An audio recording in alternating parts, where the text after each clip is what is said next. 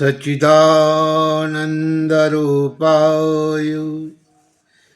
विश्वोत्पत्त्यादिहेतवे तापत्रयोविनाशाय श्रीकृष्णाय वयं नमः। सच्चिदानंद स्वरूप भगवान श्री कृष्ण को हम नमस्कार करते हैं, जो जगत की उत्पत्ति, स्थिति और विनाश हेतु तथा आध्यात्मिक, आदि दैविक और आदि भौतिक तीनों प्रकार के नाश करने वाले हैं। सो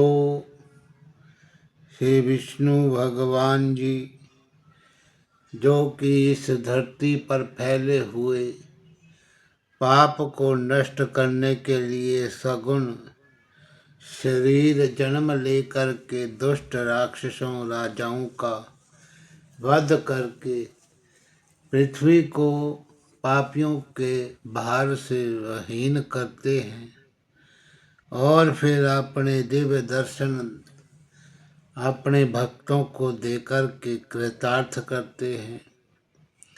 और जो भक्तगण भगवान के दिव्य दर्शन पाकर के अंत समय में जब अपना शरीर छोड़ते हैं तो वे वैकुंठ लोक को जाकर के प्राप्त करते हैं। सो हे बंधुओं, आज मैं आपको श्रीमद् भागवत महापुराण 10वां स्कंद के 88वें अध्याय की कथा जो है सुनाता हूँ। इस अध्याय में भस्मासुर दैत्य की कथा का वर्णन है। तो राजा परीक्षित ने इतनी कथा सुनकर सुखदेव जी से विनय किया कि हे मुनिनाथ, मुझे संसार में ये बात उल्ट दिखाई देती है कि नारायण वैकुंठनाथ लक्ष्मीपति होके अपने भक्तों को ऐसा कंगाल रखते हैं कि उनको अच्छी तरह भोजन व वस्त्र भी नहीं मिलता। और महादेव जी अवगणों की तरह अपना वेश रख के सर्पों के सिर ही वे मुंडमाला गले में पहने रहते हैं और उनके भक्त वे सेवक धन पात्र होकर बड़े आनंद से अपना जन्म बिताते हैं। इसका क्या कारण है, ये मेरा संदेह छुड़ा दीजिए। ये बात सुन के सुखदेव जी ने कहा कि हे परीक्षित, ये तुमने बहुत अच्छी बात पूछी, इसका हाल मैं तुमको सुनाता हूँ। सदा 3 पान बसत है शिव की मूर्ति माही, सकल कामना देत हैं एक मुक्ति को नाही। हे राजन त्रिभुवनपति, भगवान विरकत रह के संसारी किसी वस्तु की चाह नहीं रखते, इसलिए उनके भक्त लोग भी नाश होने वाली संसारी वस्तु को नहीं चाहते। लक्ष्मीपति ऐसी इच्छा नहीं करते कि हमारे भगत संसारी माया जाल में फंसकर नष्ट होवें। तुमने सुना होगा कि कई मनुष्य महादेव के भक्तों ने उनसे वरदान पाकर उन्हीं के साथ ही शत्रुता की थी। इसी कारण पार ब्रह्म परमेश्वर माया रूपी धन जिसके मद में मनुष्य अंधा होके अनेक कुकर्म करता है, अपने भक्तों को नहीं देते। हे राजन, जो प्रश्न तुमने हमसे किया है, यही बात एक बार राजा युधिष्ठिर तुम्हारे दादा ने श्री कृष्ण जी से पूछी थी। तब श्याम सुंदर ने कहा कि हे राजन, माया रूपी लक्ष्मी मिलने से जिसमें बहुत विकार भरा है, मनुष्य संसारी सुख में लपट जाते हैं और जब तक मुझे याद नहीं करते तब तक आवागमन से वे नहीं छूटते। इसलिए अपने भक्तों को मैं नहीं देता, जिसमें वे लोग संसारी सुख में फंसकर परलोक का सोच भूल न जावे। जो मनुष्य मेरी शरण में आता है, उसका धन व अभिमान कृपा की राह हर लेता हूँ। जब निर्धन होने से स्त्री पुत्र भाई आदि सब परिवार वाले उसका निरादर करते हैं, तब वे उनका प्रेम छोड़ आनंद से साधु वे वैष्णव का सत्संग करता है। जब महापुरुषों की संगति से ज्ञान पाके मेरे भजन व स्मरण में ध्यान लगाता है, तब हम उसको मुक्ति पद भी देते हैं। ब्रह्मा आदि दूसरे देवताओं की पूजा करने से जो लोग स्वर्ग आदि में जाते हैं, वे सुख सदा स्थिर नहीं रहता। मेरी भक्ति वे पूजा करने वाली विभीषण, अर्जुन, सुग्रीव, प्रहलाद, अम्बरीश आदि संसारी सुख भोग कर अटल पदवी को पाते हैं। इतनी कथा सुनाकर सुखदेव जी ने कहा कि हे परीक्षित, महादेव आदि दूसरे देवता अपनी पूजा करने से प्रसन्न होते हैं और छोड़ देने में खेद मानते हैं। वैकुंठनाथ सदा से सात्विक की स्वभाव रहकर किसी को श्राप नहीं देते। बहुअसुरन को रुद्रजू दिए तुरंत वरदान, तेन संतन सो आप ही पायो कष्ट निदान। हे परीक्षित, बानासुर की कथा तुम सुन चुके हो कि शिव शंकर से वरदान पाके उन्हीं के साथ लड़ने आया था। अब हम दूसरे दैत्यों का हाल कहते हैं।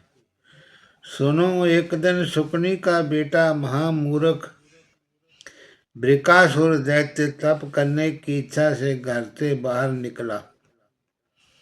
जब उसने रास्ते में नारद मुनि को आते देखा, तब दंडवत करके पूछा कि हे मुनिनाथ, मुझे तप करने की इच्छा है, सो तुम दयालु होकर बतलाओ कि ब्रह्मा, विष्णु व महेश तीनों देवताओं में जो तुरंत प्रसन्न होकर वरदान देते हों, उनका तप करूं।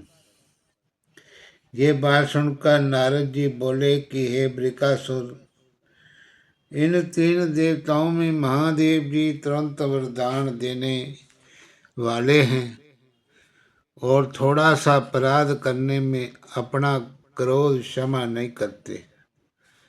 उन्होंने सहस्रार्जुन के तप करने से प्रसन्न होकर उसको 1000 भुजा दी थी। इसलिए तुम शिव जी का तप करो, जल्दी फल मिलेगा।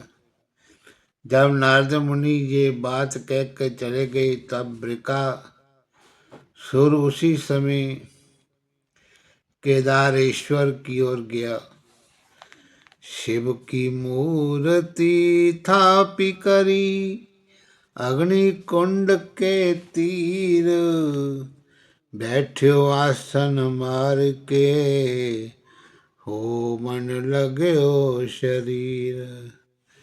जब 7 दिन वे 7 रात में उसने अपने अंग का सब मांस छुरी से काट करके हवन कर दिया और 8वें दिन स्नान करके अपना सिर काटना चाहा, तब भोलेनाथ ने अग्नि कुंड से निकालकर उसका हाथ पकड़ लिया और अपने कमंडलू का जल उसमें छिड़क दिया। जब उसके प्रताप से बृकासुर का अंग दिव्य रूप होके कुंदन समान चमकने लगा, तब शिव जी ने कहा कि हे बृकासुर, हम तेरी पूजा से बड़े खुश हुए। अब तुम्हें जो इच्छा हो वरदान मांग। ये वचन सुनते ही बृकासुर ने हाथ जोड़कर विनय किया कि हे महाप्रभु, मुझे ऐसा वरदान दीजिए कि जिसके सिर पर मैं अपना हाथ रख दूं, वे उसी समय जलकर राख हो जाए। ये बात सुनकर शिवजी ने विचारा कि ये अधर्मी दैत्य ऐसा वरदान मांग कर संसारी जीवों को दुख देना चाहता है, पर क्या करूं, वचन दे चुका हूं। ये समझकर महादेव जी बोले, बहुत अच्छा, हमने मुंह मांगा वरदान तुमको दिया। जब वे दैत्य ये वरदान पाके बड़ा खुश हुआ, तब उस अधर्मी ने पार्वती जी का रूप देखकर विचार किया कि इससे दूसरी बात उत्तम नहीं, जो मैं अपना हाथ भोलानाथ के सिर पे धरकर उन्हें जला दूं और पार्वती जी को अपने घर ले जाऊं।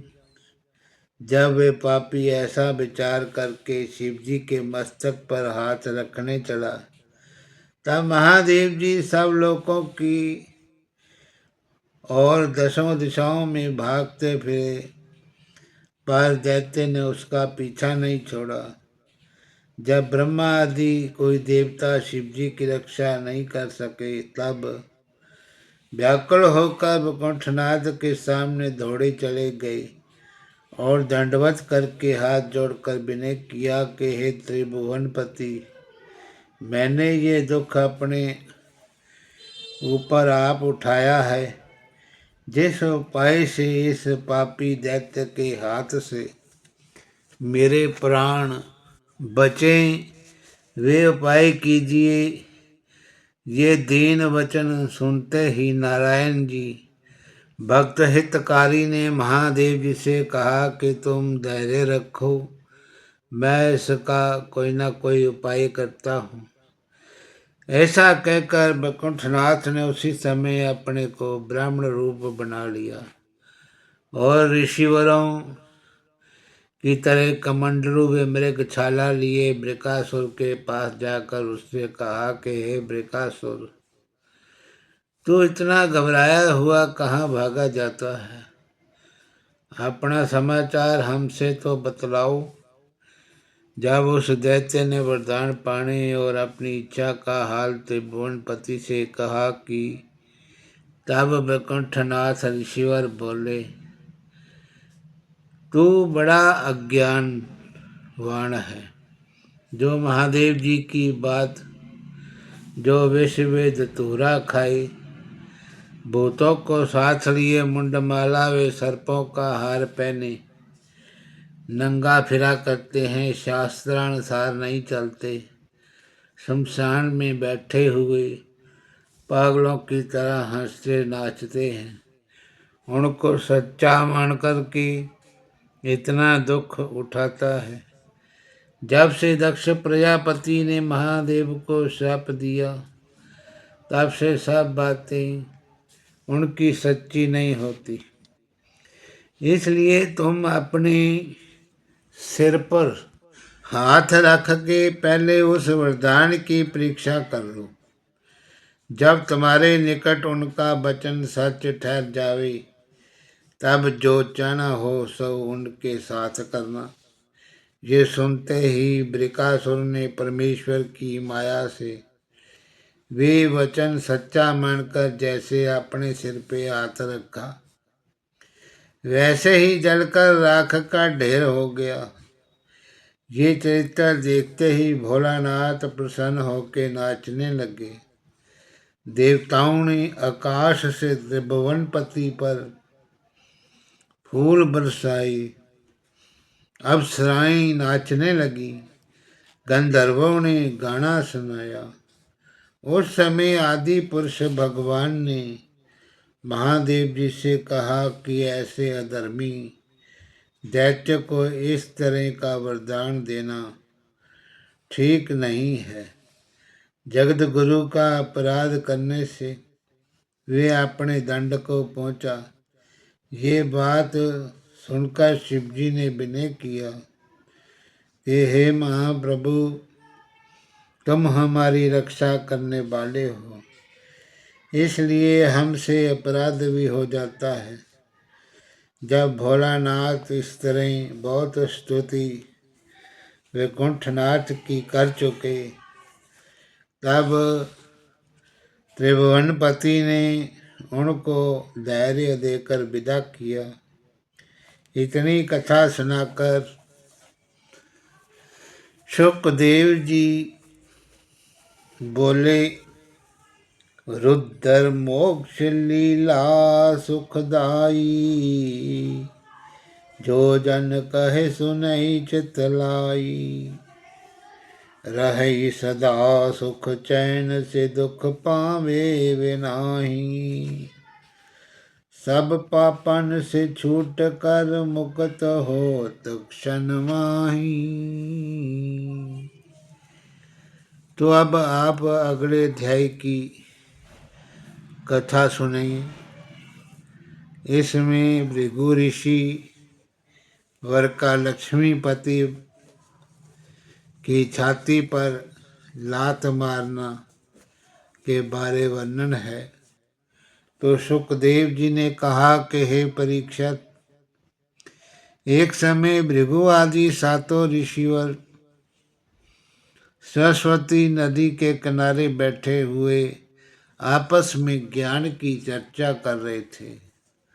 उस समय कई ऋषिवरों ने भृगु जी से पूछा कि ब्रह्मा विष्णु महेश तीनों देवताओं में से कौन बड़ा है। ये बात सुनकर के महादेव को किसी ने विष्णु को, किसी ने ब्रह्मा को बड़ा बतलाया। भृगु ऋषिवर ने कहा कि इन तीनों देवताओं में जो क्रोध क्षमा करके बुराई के बदले भलाई करे, उसी को उत्तम समझना चाहिए। सो मैं जाकर इनकी परीक्षा लेता हूँ। ऐसा कहकर भृगु ऋषि ब्रह्मा जी की सभा में गए और बिना दंडवत किए उनके सामने जा बैठे। ये देखकर सब ऋषिवरों व ब्राह्मणों ने जो वहाँ बैठे थे अचंबा माना, और ब्रह्मा ने क्रोध से भृगु की ओर देखकर शाप देना चाहा, पर बेटा जानकर कुछ नहीं बोले।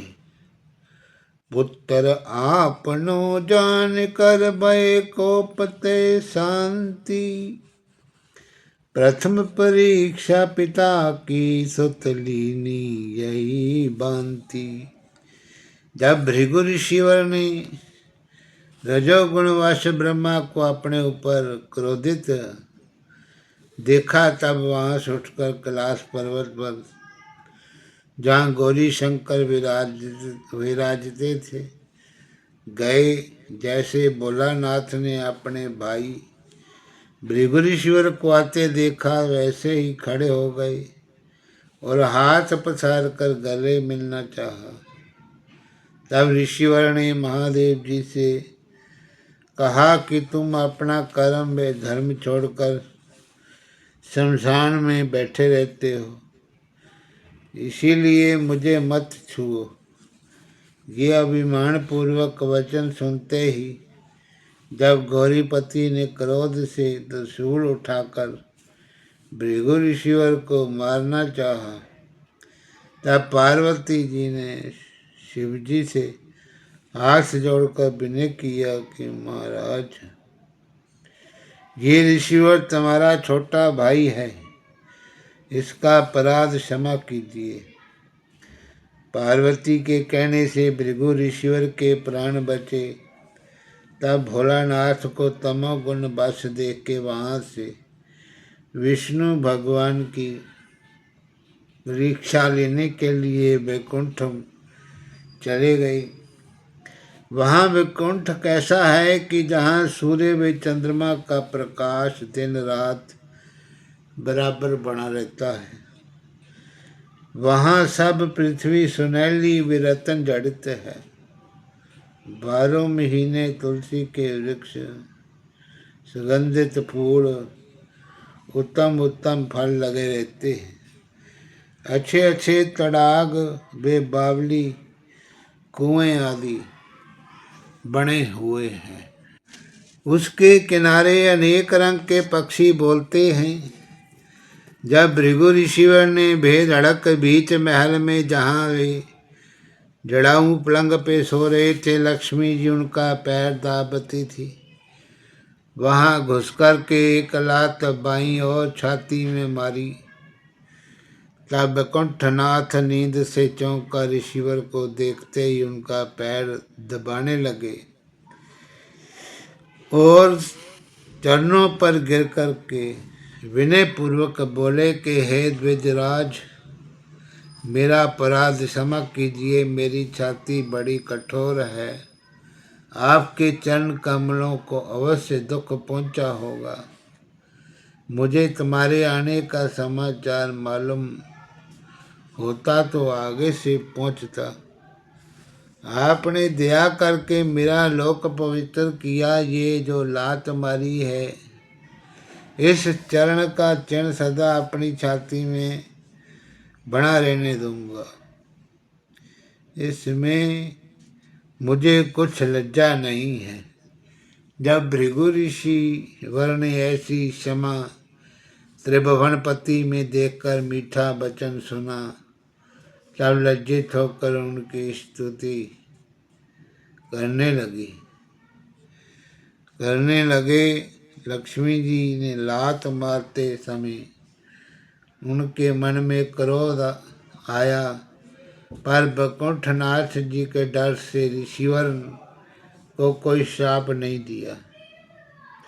जब त्रिभुवनपति ने भृगु ऋषिवर का पूजन करके वहाँ उन्हें विदा किया, तब उन्होंने सरस्वती नदी के किनारे जाके तीनों देवताओं का हाल अपने साथियों से कह दिया।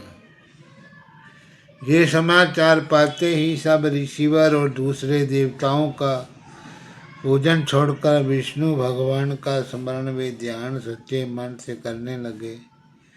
इतनी कथा सुनाकर सुखदेव जी ने कहा कि हे परीक्षित जी, एक दूसरे की महिमा श्याम सुंदर की कहते हैं।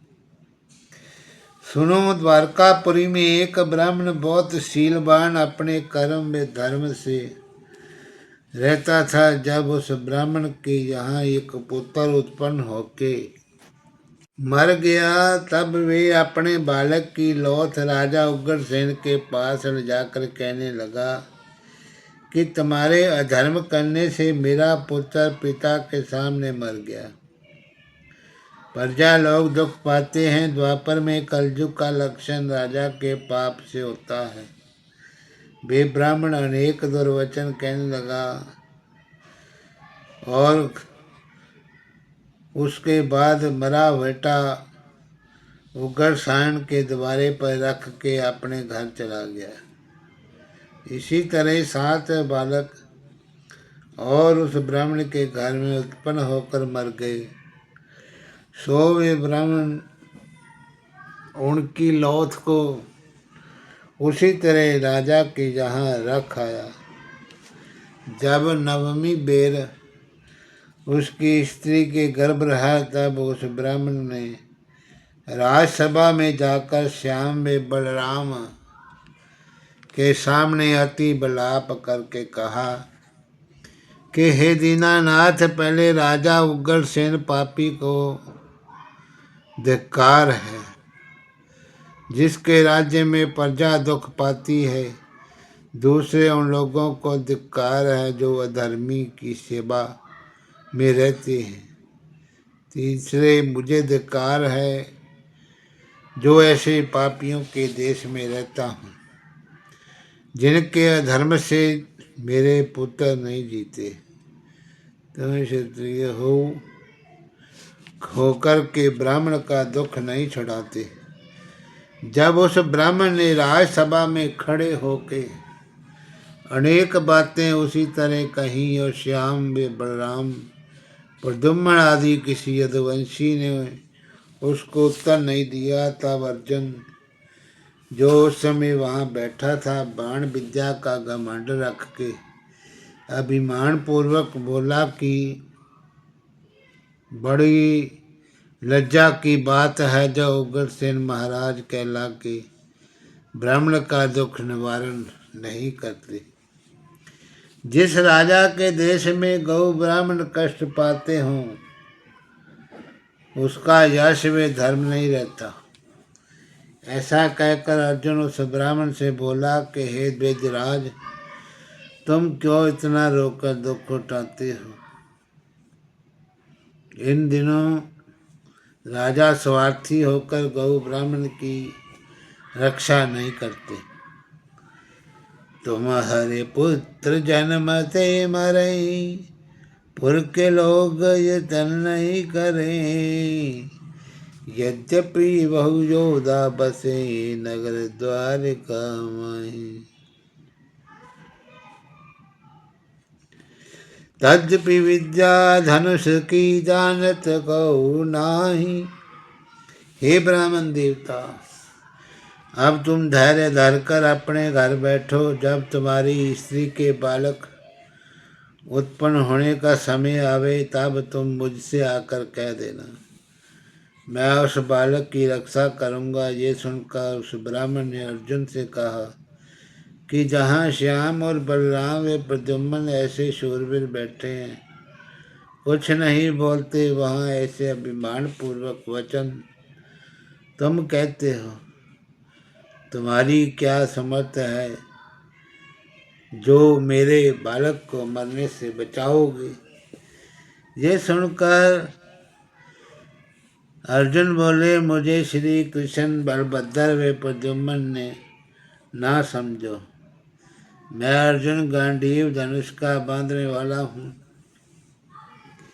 मेरे सामने मृत्यु की समर्थ नहीं है जो तेरा पुत्र मार सके। शिव से युद्ध किए एक बारी, महाप्रसन्न भयो त्रिपुरारी। मेरो वचन साच तुम जानो, कछु संदेह न मन में आनो। तुम्हारे सुत की रक्षा करही, ना तो अग्नि माह में जरी हो। ये बात सुनकर ब्राह्मण अपने घर चला गया। जब उस ब्राह्मण की स्त्री के बालक उत्पन्न होने का समय आ पहुंचा और उसने राजा अर्जुन के पास जाकर ये हाल कह दिया, तब अर्जुन महादेव को नमस्कार करके धनुर्बाण लिए हुए ब्राह्मण के घर चला गया और बाणों का ऐसा कोटा चारों ओर बना दिया कि जिसमें हवा भी ब्राह्मण के घर में ना जा सके। आप धनुर्बाण लेके उस बालक को बचाने के लिए चारों ओर फिरने लगा। जब उस ब्राह्मण का बालक उत्पन्न होकर बिना रोए ना मालूम कहाँ अंतर ध्यान हो गया, तब उसकी स्त्री अपने स्वामी से बोली कि महाराज, तुमने अर्जुन की बड़ी बढ़ाई की थी, वे मेरे बालक की रक्षा करेगा। पहले पुत्र को तो क्षण दो क्षण रोते हुए भी देखती थी, इस बार तो मैंने उसको अच्छी तरह से आंखों से भी नहीं देखा। ना मालूम कहाँ उसका शरीर गुप्त हो गया। ये वचन सुन अपनी स्त्री का सुनते ही उस ब्राह्मण ने अर्जुन के पास जाकर ऐसा दुर्वचन सुनाया कि वे अति लज्जित होकर राजा उग्रसेन की सभा में चला गया और उसके पीछे ब्राह्मण ने भी वहां पहुंचकर सभा वालों के सामने कहा कि हे अर्जुन, तुमने मेरा पुत्र बचाने का प्रण किया था, सो तेरा अभिमान का क्या हुआ? तुझे धिक्कार है, कुछ लज्जा रखता हो तो चुल्लू भर पानी में डूब मर। किसी को अपना मुख मत दिखला और आज से धनुर्बाण रखना में झूठ बोलना छोड़कर वन में चला जा। तूने राजा विराट के जहाँ हिजड़ा बन के 1 साल भर अपना दिन काटा, तुझसे क्या सूरता होगी। जब इसी तरह उस ब्राह्मण ने अनेक दुर्वचन राज्य सभा में अर्जुन को कहा, तब वे बहुत लज्जित होकर बोला कि हे द्विजराज, तुम ये बातें सच कहते हो। अब तुमसे ये प्रतिज्ञा करता हूँ कि तीनों लोकों में से तुम्हारे मरे हुए बालक को ढूंढकर न ला दूंगा, नहीं तो धनुर्बाण समेत अग्नि में जलकर मर जाऊंगा। ये बात ब्राह्मण से कहकर अर्जुन ने स्नान किया और धनुर्बाण उठाकर उन लड़कों को ढूंढने के लिए स्वर्ग व पाताल में चला गया। तब अर्जुन ने 14 लोक में यमपुरी और धर्मराज का स्थान खोजने पर भी उसका पता नहीं पाया। तब सोच करता हुआ द्वारकापुरी में आकर अपने सेवकों से बोला, बहुत काठ लाबो यह ठाई, अग्नि लगाय देव चौघाई। करियो अग्नि प्रवेश में, जरियो धनुष समेत। वचनहारी संसार में, पतिदरियो के ही खेत। जब अर्जुन चिता तैयार करके अग्नि में कूदने लगा, तब श्याम सुंदर गर्भ प्रहारी भक्त हितकारी ने अर्जुन के पास जाकर कहा कि हे भाई, तुम्हारी शूरता में कोई संदेह नहीं, अभी तुम क्यों जलते हो? हमारे साथ चलो, जहाँ ब्राह्मण के पुत्र होंगे वहाँ से ढूंढकर तुम्हारी प्रतिज्ञा पूरी करूँगा। ऐसा कह के त्रिभुवनपति ने अर्जुन समेत अपने रथ पे चढ़े और पूर्व और 7वां द्वीप वे समुद्र और लोकालोक पर्वत के पार जाकर ऐसी जगह पहुँचे जहाँ सिवा अंधेरे के कुछ दिखाई नहीं देता था। तब श्री कृष्ण जी ने सुदर्शन चक्र को आज्ञा दी कि तुम अपने प्रकाश से रास्ता दिखलाते चलो। ये वचन सुनते ही सुदर्शन चक्र हजारों सूर्य के समान अधिक अपना तेज बढ़ा के आगे आगे चला। तेज सुदर्शन चक्र को रहियो चहुं दिशि छाए, अर्जुन देखी सके नहीं राख्यो नयन बिछाए। इसी तरह बहुत दूरी तक वे रथ चला गया।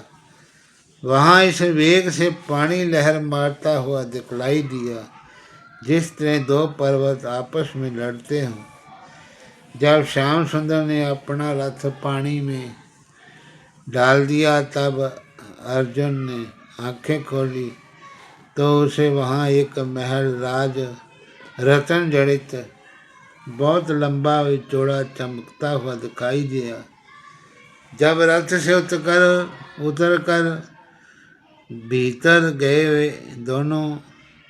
तब उस मकान में क्या देखा कि शेषनाग जी अपने कोमल अंग पर नीलांबर पहने 1000 मुकुट, वे 2000 कुंडल जड़ाऊ धारण किए लेटे हैं। परमेश्वर के नाम लेने के सिवा दूसरा कोई प्रयोजन नहीं रखते। शेषनाग की छाती पर विष्णु भगवान मौनी मूर्ति, कमल नयन अष्टभुजी स्वरूप से मुकुट पर वे जड़ाऊ गहना अंग अंग पर साजे, जनेऊ का जोड़ा वे विजंती माला, कौस्तुभ मणि गले में डाले और पीताम्बर पहने वे रेशमी उपरणा ओढ़े सुंदरता से विराजते हैं। शंख चक्र गदा पद्म चारों शस्त्र अपना रूप धारण किए नंद सुनंद, पुण्यशील सुशील गरुड़ विशुक सेन सनाभ नमो मंत्री उनके चारों ओर बैठे हैं। ब्रह्मा व महादेव आदि देवता सब खड़े हुए स्तुति करते हैं। जब अर्जुन ये चरित्र देखकर सब अभिनंदन